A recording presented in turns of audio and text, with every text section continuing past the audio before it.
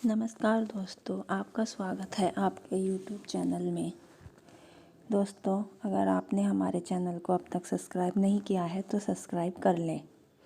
मैं आज आपके लिए कहानी लेके आई हूँ, परियों की अनोखी दुनिया की कहानी। एक गांव में रेणु नाम की एक लड़की अपने पिता और सौतेली माँ के साथ रहती थी। उनकी एक सौतेली बहन भी थी। रेणुका की माँ अपनी बेटी को बहुत प्यार करती, लेकिन वह उसे दिन भर घर के काम में लगा कर रखती थी और उसे ठीक से खाना भी नहीं देते थे। एक दिन रेणु की माँ खाना बनाने के लिए लकड़ी काट रही थी, इसलिए उसे बहुत प्यास लगती है। वह अपनी बेटी को पुकारती है, लेकिन उसकी बेटी गहरी नींद में सो रही है। तभी रेणु पानी लेकर आती है और कहती है, सो रही है इसलिए मैं पानी ले आई। उसकी माँ यह सुनकर पानी फेंक देती है कि मैं तुम्हारे हाथ का छुआ पानी नहीं पी सकती।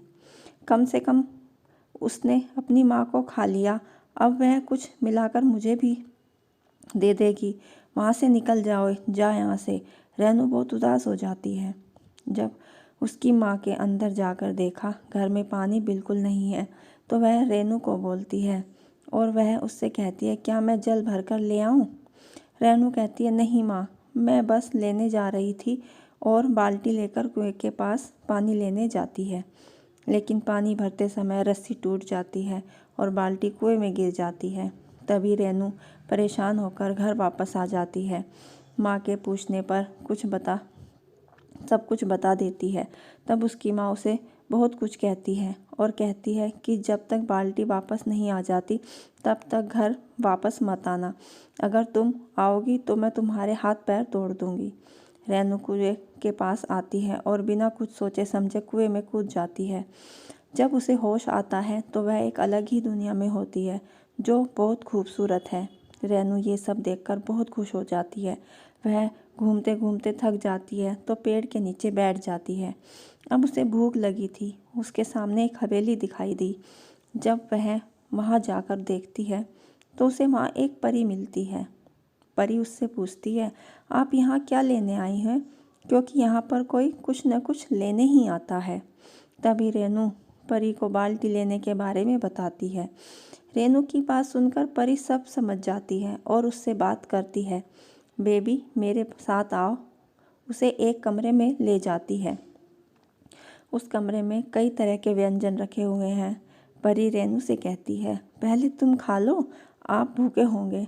रेणु पेट भरकर खाना खाती है। तब देवदूत उसके स्थान पर ले जाते हैं जहाँ बाल्टियाँ रखी जाती हैं। उनमें से रेणु से अपनी बाल्टी खोजने के लिए कहती है। रेणु देखती है वहाँ पर सोने चांदी की बाल्टियाँ रखी हैं। तब कि उसकी नज़र अपनी टूटी हुई लोहे की बाल्टी पर पड़ती है। वह अपनी बाल्टी उठाती है। यह देखकर परी रेणु से कहती है, बेटी, तुम सच्चे दिल की हो। यह सब देखकर भी तुमने कोई लोभ नहीं आया और अपने केवल टूटी हुई बाल्टी ही उठाई। मैं इससे बहुत खुश हूँ और आपको उपहार देना चाहती हूँ। तो परी ने अपनी छड़ी घुमाकर रेणु के हाथ में लोहे की बाल्टी को सोने की बाल्टी में बदल दिया और उसे पूरी तरह से सोने और चांदी से भर देती है। यह देखकर रेणु परी का शुक्रिया अदा करते हुए अपने घर चली जाती है। दोस्तों, सच्चे लोग भगवान को बहुत प्रिय होते हैं।